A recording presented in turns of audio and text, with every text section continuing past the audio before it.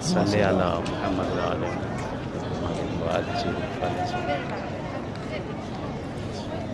خیلی ممنون و متشکرم.